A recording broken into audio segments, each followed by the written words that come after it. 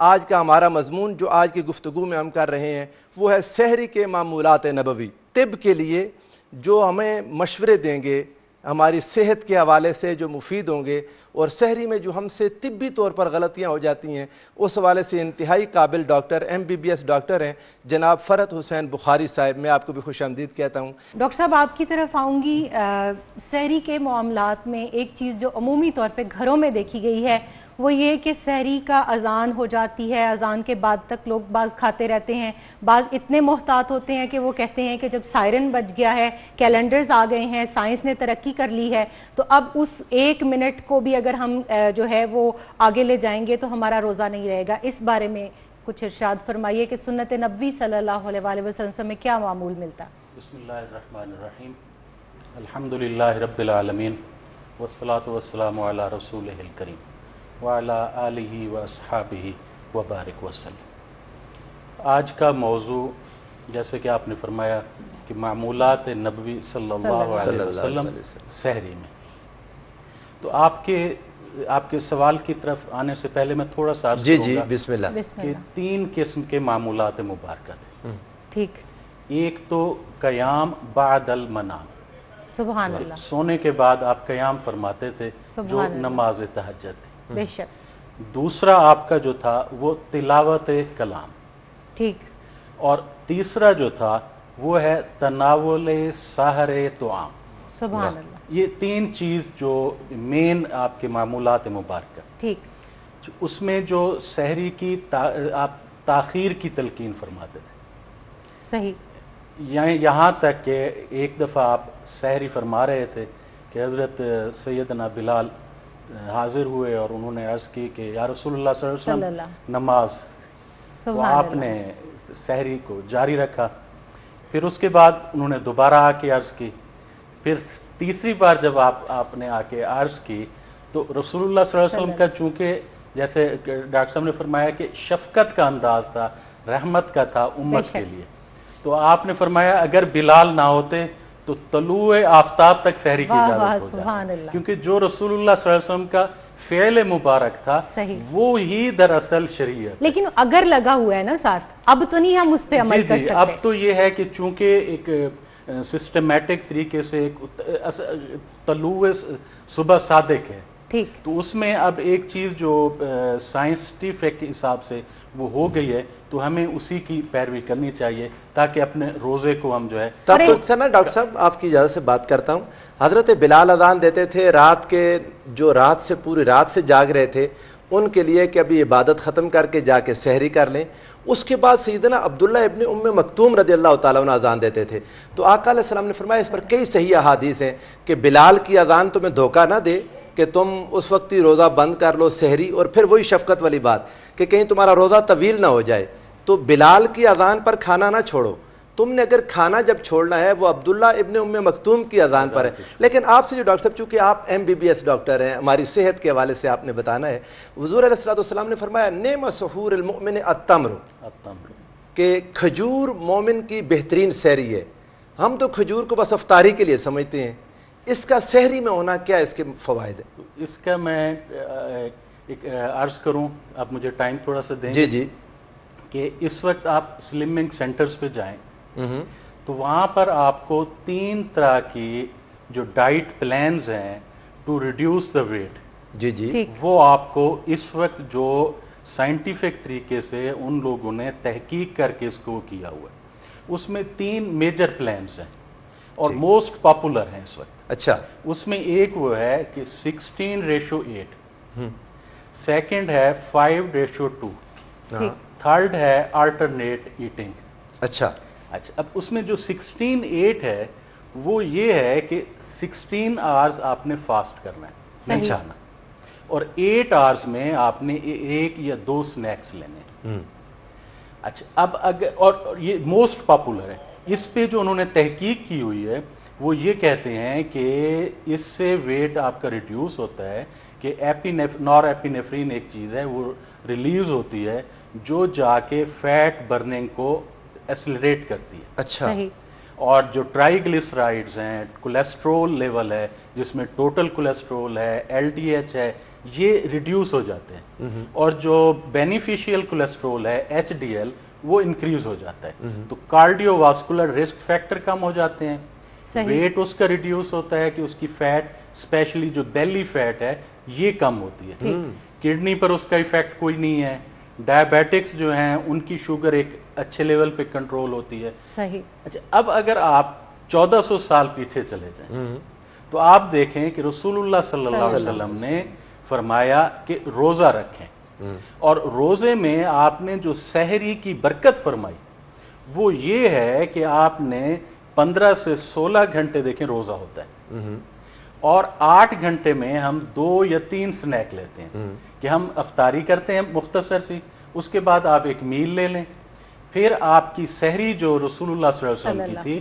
آپ فرماتے تھے 2 کھجوریں جو آپ کی سحری میں تھی اور پانی کا گلاس. اللہ اکبر. تو یہ چیز جو تھی یہ اس وقت جو ویٹ ریڈیوسنگ پلان ہے نا وہ ایگزیکٹلی وہی ہے. تو وہ جو قیمہ بن رہا ہے اور جو پراٹھے بنتے ہیں اور جو شامی کباب اس وقت چلتے ہیں، میں یہی عرض کر رہا ہوں اگر آپ نے ویٹ ریڈیوس کرنا ہے تو رسول اللہ صلی اللہ علیہ وسلم کے معمولات پہ چلیں. اور وہ جو پانی کے 6 گلاس اس وقت لیے جاتے ہیں کہ سارا دن پیاس نہ لگے. دیکھ اس میں جو دن کو فاسٹ میں 2 چیزیں ہیں جو ایفیکٹ کرتی ہیں باڈی پہ، ایک تو ہائپوگلائسیمیا ہو جائے کہ شوگر کم ہو جائے گی، اور دوسرا یہ ہے کہ ڈی ہائیڈریشن ہو جائے گی. صحیح. تو ڈی ہائیڈریشن کے لیے پانی ہم نے پینا ہے. لیکن ڈاکٹر صاحب 6 گلاس بھی اگر ایک وقت میں ایک انسان اتنا پی لے وہ بھی 2-3 گھنٹے کے اندر اندر تو آپ کو پتہ کنزیوم ہو جاتا ہے. پانی جو ہے پانی نے کیلوری نہیں دینی ہمیں. ٹھیک. اس نے تو اگر کوئی پانی کی جو ڈی ہائیڈریشن ہے موسم کے حساب سے ہمیں 6 گلاس پی لینے چاہیے، اس میں کوئی حرج نہیں. نہیں سحری کے وقت میں، سحری کے وقت اس میں کوئی حرج نہیں، پانی کا کوئی اس میں. جو بات یہ کہنا چاہتی ہے نا نورید فاطمہ صاحبہ وہ یہ ہے کہ پانی کا معاملہ ایسے نہیں ہوگا ہمارے ناظرین سمجھیں کہ ایک گلاس 10 بجے تک چلے گا، اگلا گلاس 10 سے لے کر 12 بجے تک چلے گا، اس سے اگلا 12 سے 4 تک، یعنی یہ کوئی راکٹ نہیں ہے. وہ معدے سے اسی طرح نکل جائیں گے، جب پیاس لگنی ہے تو لگنی ہے. نہیں وہ تو صحیح ہے، لیکن پانی جب وہ ایک پیتا ہے اس کی کم از کم جو سویٹنگ میں استعمال ہوتا ہے باڈی میں ہوتا ہے کڈنی لیوز میں، تو اس میں پانی میں کوئی ایسا حد نہیں ہے. ٹھیک ہے. جو آپ نے اس کا کہا کھجور کا، جی جی، تو کھجور جو ہے یہ ایک بیلنس ڈائٹ ہے. ٹھیک ہے. اس میں پروٹین کو دیکھ لیں، کاربوہائیڈریٹس ہیں، ہائی فائبرز ہیں، پھر اس کے بعد اس میں جو منرلز ہیں اور اینٹی آکسیڈنٹ ہیں. ڈاکٹر صاحب آپ بریک پہ جانے سے پہلے وہ جو ارشاد فرما رہے تھے میں چاہوں گی آپ اپنے اس نقطے کو مکمل کیجئے. اس میں سحری کی برکت کا ہے جو حضور صلی اللہ علیہ وسلم نے فرمایا. اب آپ اپنے اس روزے میں سحری کو ہٹا لیں، جب آپ ہٹائیں گے تو آپ کا روزہ ہو جائے گا 24 آورس کا، جیسا کہ اہل کتاب کا ہے. صحیح. اس سے کیا ہوگا؟ اس سے یہ ہوگا کہ آپ کا شروع میں ویٹ تو ریڈیوس ہوگا. وہ کس لیے ریڈیوس ہوگا؟ وہ آپ پانی کی کمی کی وجہ سے ہوگا، اور سیکنڈ یہ ہے کہ آپ کا مسل ویسٹیج شروع ہو جائے گی. ٹھیک.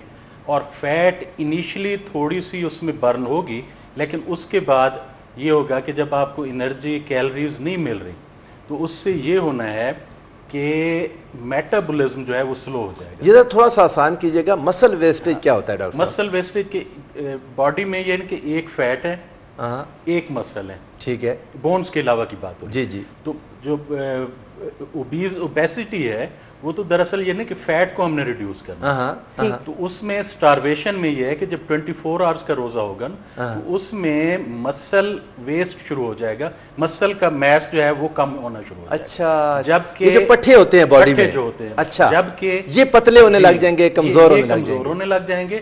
اور جو فیٹ ہے وہ ڈیو ٹو سلو میٹابولزم کی وجہ سے جو باڈی میں ریئیکشنز ہوتے ہیں فیٹ ڈپازٹ ہونا شروع ہو جائے گی، یعنی فیٹ جمع ہونا شروع ہو جائے گی. اچھا. زیادہ بھوک کی وجہ سے فیٹ بڑھ جائے، چربی بڑھ جائے گی، چربی بڑھ جائے گی. اور جب آپ سحری کرتے ہیں تو اس سے یہ ہوتا ہے کہ آپ کی فیٹ برننگ شروع ہوتی ہے.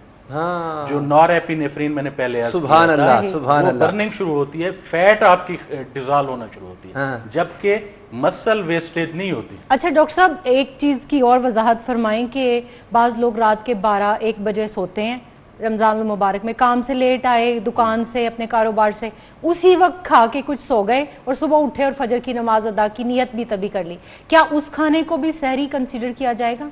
سحری تو جب سحری کے ٹائم پہ اگر ہے سحر کا جو تہجد کا ہے تو سحری میں تو کنسیڈر ہوگا، لیکن رسول اللہ صلی اللہ علیہ وسلم نے تاخیر کا جو فرمایا ہے نا وہ اسی لیے کہ جو تاخیر سے سحری آخری وقت میں وہ آپ کی باڈی ہیلتھ کے لیے، جسم کی صحت کے لیے وہ ضروری ہے۔ وہ جو کھا کے سو جائے گا وہ تو الٹا بیماری ہے۔ اچھا، پھر اس میں یہ ہے کہ جو میڈیکلی جو ریسرچ ہوئی ہے روزے پہ، جی اس میں انہوں نے دیکھا ہے کہ جو فالو کرتا ہے روزے کو پلس افطار سحر میں جو رسول اللہ صلی اللہ علیہ وسلم کے معمولات مبارکہ ہیں، یعنی اتنی افطاری اتنی سحری، تو ان کا ویٹ 5 to 6 kg ریڈیوس ہوا ہے۔ صحیح۔ اچھا، پھر اس کے بعد کیا ہوتا ہے؟ پھر وہ کہتے ہیں کہ ہم نے ان کو دیکھا کہ کچھ عرصے بعد وہ ریگین کر لیتے ہیں ویٹ، دوبارہ ان کا وزن بڑھ جاتا ہے۔ ٹھیک، تو اس کے لیے اسلام نے کیا کیا ہے؟ تو وہ جو 3 میں نے بتایا تھے جو اس وقت پاپولر ہیں ویٹ ریڈکشن کے، اس میں ایک تو 16-8 تھا، وہ تو ہم رمضان شریف دیکھ لیں کہ 30 دن جی 16 گھنٹے تعالیٰ نے 12 ماہ میں جو زکوٰۃ ہے وہ جسم کی زکوٰۃ نکل جاتی ہے کہ اگر 100 kg ویٹ ہے اس کا 2.5 kg جو ہے نا وہ تو ضرور ریڈیوس ہو جائے گا۔ اچھا، اس کے بعد جو ری گین ہوتا ہے اس کے لیے کیا ہے؟ اس کے لیے یہ ہے کہ جو 5 to 2 ہے، 5 to 2 یہ ہے کہ وہ کہتے ہیں کہ جی 5 دن آپ نارمل ڈائٹ لیں، ٹھیک ہے، 2 دن آپ فاسٹنگ کریں۔ صحیح۔ تو اسلام میں کیا ہے؟ اسلام میں یہ ہے کہ رسول اللہ صلی اللہ علیہ وسلم نے فرمایا ہے کہ سوموار جمعرات کا روزہ رکھ لیں۔ سبحان اللہ، واہ واہ واہ۔ تو وہ 1400 سال پہلے جو حضور فرما گئے ہیں۔ سبحان اللہ۔ پھر رمضان شریف کے بعد جو گین ہوتا ہے تو اس کے لیے کیا ہے؟ اس کے لیے دیکھیں جی آپ کہ حضور نے کیا فرمایا کہ عید کے بعد 6 روزے رکھیں، سبحان اللہ، آپ شوال کا کی 6 وہ روزے، اگین جو ہے نا ویٹ آپ کا اسی پہ رہے گا۔ سبحان پھر اس کے بعد آپ فالو کر لیں 5 to 2 کہ ہفتے میں 2 دن آپ روزہ رکھیں، صحیح، اور ایام 20 کے روزے ہیں۔ اچھا، پھر اس کے بعد ایام 20 کے آپ روزے رکھ لیں، 3 روزے وہ ہو جائیں گے۔ اور پھر ایک اور ہے آلٹرنیٹ میں یہ کہتے ہیں جی ایک دن آپ کھائیں، صوم داؤدی، ایک دن آپ نہ کھائیں۔ یہ اس وقت جو پاپولر، اور وہ دیکھیں وہ وہی جو سیام داؤدی کہ ایک دن کھاؤ، رسول اللہ نے یہ بات بہت قابل توجہ ہے، رسول اللہ صلی اللہ علیہ وآلہ وسلم نے اس کو سب سے بہترین قرار دے دیا کہ اگر تم نے کرنا ہے تو پھر ایسے کرو، اور فرمایا نفس پر یہ بھاری بھی بہت ہے، یہ نفس پر بہت کھانا اور ایک دن چھوڑنا واقعی مشکل کام ہے۔ یہ 3 جو اس وقت پاپولر ویٹ ریڈیوسنگ اسٹریٹجی ہیں وہ رسول اللہ صلی اللہ علیہ وسلم نے 1400 سال پہلے۔ اچھا، اس کو ڈاکٹر صاحب آپ نے بھی پوری دنیا میں سفر کیا ہے، میں نے یہ دیکھا ہے کہ جو نان مسلمز ہیں یہ 16-8 آور فاسٹنگ وہ بھی کرتے ہیں، وہ کرتے ہیں۔ اب یہ دیکھیں ہماری وہ جو کہتے ہیں حفیظ طیب صاحب کہ کام ہم نے رکھا صرف اذکار سے، تیری تعلیم اپنائی اغیار نے، کہ اغیار تو ہمارے نبی صلی اللہ علیہ وآلہ وسلم کی ٹریڈیشن کو، آپ کی سنت کو فالو کر رہے ہیں، مگر یہاں پر میں نے دیکھا ہے کہ بظاہر بالکل صحت مند لوگ روزہ چھوڑ دیتے ہیں۔ بالکل چھوڑ دیتے ہیں۔ اچھا، دوسرا اس میں قیام جو ہے جی کہ آپ نے قیام کرنا ہے۔ اب دیکھیں اس وقت مین پرابلمز جو لوگوں کے ہیں نا وہ بیک ایک ہے اور نی جوائنٹس کے۔ صحیح۔ اب آپ کہیں نہیں جائیں، جیمز پہ بھی نہ جائیں، یوگا وغیرہ بھی نہ کریں، کوئی ایکسرسائز نہ کریں، اچھا، آپ صرف نماز پڑھیں۔ واہ، کس طرح نماز پڑھنی ہے آپ نے؟ کہ قیام کا مقصد یہ ہے کہ آپ نے کھڑے ہو جانا ہے سیدھا۔ اب اس میں سیدھا ہونے میں آپ اپنے تمام مسلز کو سیدھا کر لیں، ایکسٹینڈ کر لیں، آپ بیک کو بالکل سیدھا رکھیں، صحیح، اور نی کو جو ہے نا آپ پوری ایکسٹینڈ کریں۔ ٹھیک، تو اس وقت آپ کے یہ نیک مسلز، ماشاءاللہ، بیک کے مسلز، صحیح، اور یہ کوادریسیپس جو نی کے لیے ہیں مسلز جو اس کے لیے ضروری ہیں کہ ان کی اسٹرینتھن ہو، یہ سارے مسل جو ہیں یہ آپ کے اسٹرینتھن ہو جائیں گے، ایکسٹینشن ہو جائے گی۔ اور جب قیام آپ نے کر لیا، اور دوسرا قیام میں کیا ہوتا ہے کہ آپ نے آئیز کو رکھنا ہے سیدھے والی جگہ پہ، صحیح، تو آپ کی آئیز کے مسل کی بھی ایکسرسائز ہو رہی ہے۔ ٹھیک، پھر آپ نے تلاوت مبارکہ سننا ہے، اگر آپ غور سے سنیں گے تو آپ کے برین کی ایکسرسائز ہوگی، آپ کے ایئرز کی ایکسرسائز ہوگی۔ اپنی تلاوت خود سننا، امام سے جب سنتے ہیں، جب امام سے سنیں تو وہ، لیکن میں خواتین کے اینڈ پہ بات خود کر رہی بھی ہوں، اگر کریں گے تو اس کے اگر میننگز کو آپ دہرائیں گے تو آپ کے برین کی ایکسرسائز ہوگی، آئیز کی ایکسرسائز ہو رہی ہے، ایئرز کی ہو رہی ہے، آپ کی بیک مسلز کی۔ صحیح، اس کے بعد بندہ رکوع میں جاتا ہے، تو رکوع میں دراصل ہم ریلیکس ہو جاتے ہیں، صحیح. تو جب آپ ایکسرسائز کرتے ہیں تو کہتے ہیں جی ایکسرسائز کریں, اس کے بعد تھوڑی دیر آپ ریلیکس ہو جائیں. تو یہ جو رکوع ہے نا, تو رکوع میں ان تمام مسلز کی ریلیکسیشن ہو جاتی ہے. واہ واہ واہ. اچھا, پھر اس کے بعد آپ نے قیام کرنا ہے دوبارہ, تو جب تھوڑا سا قیام کریں گے پھر آپ ایک دفعہ ان مسلز کی ایکسرسائز کر رہے ہیں, پھر آپ سجدے میں جا رہے ہیں. جب سجدے میں جاتے ہیں تو یہ نی کے مسلز, ہپ کے مسلز اور اینکل کے مسل جو آپ کے, ان کی ایکسرسائز ہو رہی ہے. پھر آپ سجدے میں جب پہنچ گئے تو اس وقت آپ کی یہ نیک کی ایکسرسائز ہے جب آپ سر نیچے رکھتے ہیں, اور یہ جو لمبس کے مسلز ہیں اگر آپ نے صحیح طور پہ سجدہ کرنا ہے جو طریقہ ہے تو ان کی ایکسرسائز آپ نے سبحان اللہ. پھر اس کے بعد آپ اتحیات میں بیٹھتے ہیں, پھر ایک دفعہ بیک کی ایکسرسائز, پھر اس کے بعد جب قیام کرتے ہیں پھر ان مسلز کی. اب یہ دیکھیں ایک رکعت میں آپ کی باڈی کے پورے مسلز کی ایکسرسائز ہو رہی ہے. ڈاکٹر صاحب یہ تو ہمارے رب کا کرم ہے. ڈاکٹر صاحب ذکر ایسا انہوں نے چھیڑ دیا ہے کہ میں تو کہتی ہوں گنبد خضرا خدا تجھ کو سلامت رکھے, دیکھ لیتے ہیں تجھے پیاس بجھا لیتے ہیں. جی یہ وقت تہجد جو ہے اس میں کہتے ہیں کہ رسم دوستاں است, کہ دوستوں کی یہ رسم ہے کہ راز با دوستاں در شب کنند. واہ دوستوں سے راز جو ہے وہ رات کو کرتے ہیں. واہ واہ واہ, اور سبحان صدر اللہ. الدین عارف قدس السر الاقدس وہ فرماتے ہیں عجبا للمحب کیف ینام, محب پر عجیب بات ہے کہ وہ کیسے سو رہا ہے. کل نوم علی المحب حرام, اور محب پر تو ہر نیند حرام ہے. اللہ اکبر. کم یا حبیبی, اے حبیب اٹھ اٹھ, کم تنامو, کب تک تو سوتا رہے گا. وطالب الرب لا ینامو, اور طالب جو رب کا ہے وہ تو نہیں سوتا. اور رب تعالیٰ کیا فرماتا ہے, تو با من خلوت باشی, تو میرے ساتھ تنہائی میں آ. اللہ. ومن باتو بخلوت باشم, اور میں تجھ سے پھر تنہائی میں بات تو کروں گا. ستا رب جاگدا, تیری ڈاڈھے نال پریت. تو تلاوت کلام مجید کا آپ فرما رہی تھیں اس وقت, تو رسول اللہ صلی اللہ علیہ وسلم بھی کبھی ان کی طبیعت میں یہ ہوتا تھا کہ کوئی مجھے قرآن مجید پڑھ کے سنائے.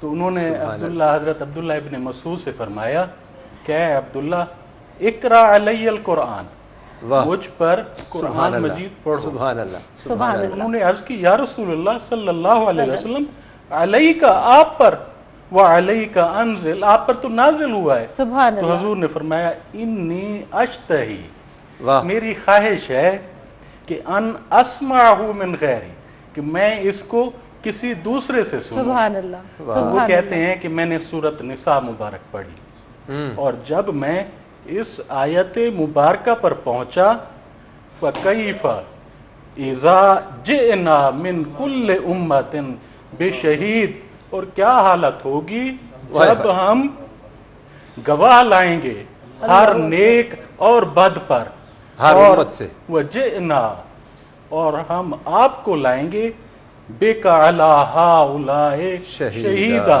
اور آپ کو ان سب پر گواہ لائیں گے. تو رسول اللہ صلی اللہ علیہ وسلم نے ان کو اشارہ کیا کہ رک جاؤ رک جاؤ. تو وہ کہتے ہیں کہ میں نے جب دیکھا رسول اللہ صلی اللہ علیہ وسلم کو تو آپ کی آنسو جو تھے وہ یوں چہرہ پر رواں تھے. کچھ ہاتھ نہیں آتا بے آہ سحرگاہی, علامہ نے تبھی ارشاد فرمایا کہ یہ بھی سنت ہے. اور یہ جو تہجد ہے رسول اللہ صلی اللہ علیہ وسلم پر تو فرض تھی نا, اور اس سحری میں رمضان شریف میں یہ ہمیں موقع میسر آتا ہے کہ ہم اس سحری میں جب سحری کے لیے ہم اٹھیں گے تو ہم کچھ 2 رکعت نماز بھی پڑھ لیں گے. اور اللہ تعالیٰ جو بھیجتا ہے فرشتے کو کہ آدھے آسمان پہ, کہ وہ کہتا ہے کہ ہے کوئی جو دعا کرے میں اس کی دعا سنوں, ہے کوئی جو استغفار کرے میں اس کو بخش دوں, ہے کوئی سائل جو مانگے فیعطا, میں اس کو عطا کر. یہ جوف لیل یعنی آدھی رات کو جو 2 رکعت ہے, فرماتے ہیں رسول اللہ صلی اللہ علیہ وسلم کہ یہ 2 رکعت یہ دنیا اور کی تمام خیروں سے بہتر ہے. لیکن ڈاکٹر صاحب جب اٹھ ہی گئے ہیں, وضو کر ہی لیا ہے, جائے نماز پہ آ ہی گئے ہیں, تو 2 اور 2 سے زیادہ بھی تھوڑی پڑھی جا سکتی ہیں. اور رمضان المبارک میں سمجھتی ہوں وہ ہمارا ایک ریفریشل کورس کا ٹینیور ہوتا ہے کہ جس میں ہم اپنی عادت کو بڑھا سکتے ہیں, ڈیولپ کر سکتے ہیں. تو 8 رکعت پہ اگر اس ماہ رمضان میں چلے جائیں تو اصل میں تو یہ ہے نا کہ یہ جو محبت کی داستان ہے نا, یہ شروع ہوتی ہے اللہ تبارک و تعالیٰ کی, کہ وہ فرماتا ہے یحبہم, وہ محبت کرتا ہے.